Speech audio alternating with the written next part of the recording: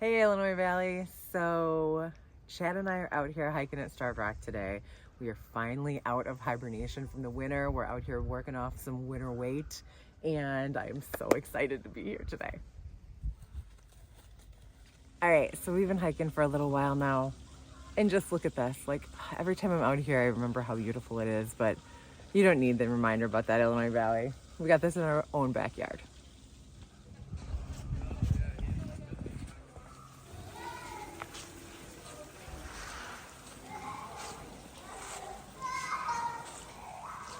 All right, so being out here today has me so excited for this summer because what Chad gave me for Christmas, we're going to Yellowstone.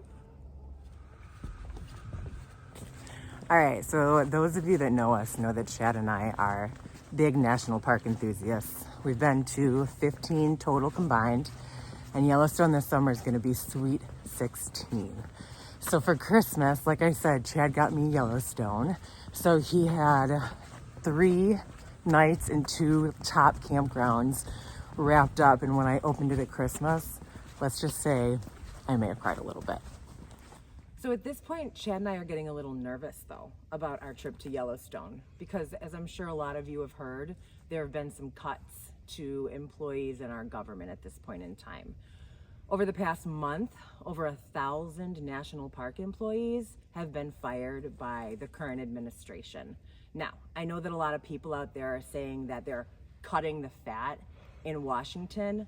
However, if there's one place in this country where I have not seen bureaucracy in action, it's been our national parks. Besides its amazing beauty, one of the things that Chad and I love about the national parks is that you're gonna see the crossroads of America there. Every age, every gender, every race come together for the same purpose. And that's to just amaze in our country's grandeur. So you might be thinking, well, we can enjoy nature without park rangers. We can drive there, we can park our car, we can walk in nature. Well, it's not that simple. Since 2010, there's been a 16% increase in visitation to the national parks. Now, this visitation's great for the economy.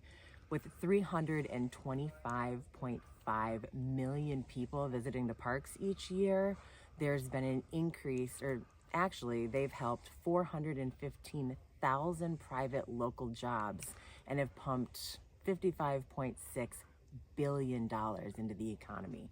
That's great for local businesses. However, 325.5 million people isn't good for sensitive ecosystems. Now, when all of these people visit the national parks, they're not expected to be experts on those ecosystems. That's what the park rangers are for.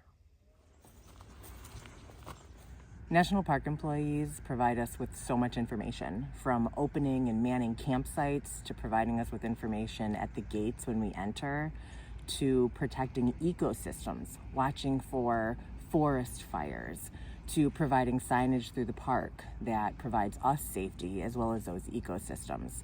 And when nature gets the best of us, they even provide search and rescues. Without these park employees, we wouldn't be able to enjoy the parks as much as we do. I keep coming back to the national parks because they bring me peace. In such a chaotic world as ours right now, it's great to be able to have a tranquil place where you can reset and recharge. I'm just worried that if we keep going at this rate, cutting staffing, closing the parks, putting them on an agenda for politics, that eventually they're gonna suit one side's financial needs. And the last thing that we need in such a beautiful place is another crude oil well. So, Illinois Valley, hopefully what I said today makes sense to you. Hopefully you can get out and enjoy the national parks as much as I do. And if you don't get the chance, just come out here to Starved Rock. It'll probably reset and recharge you too.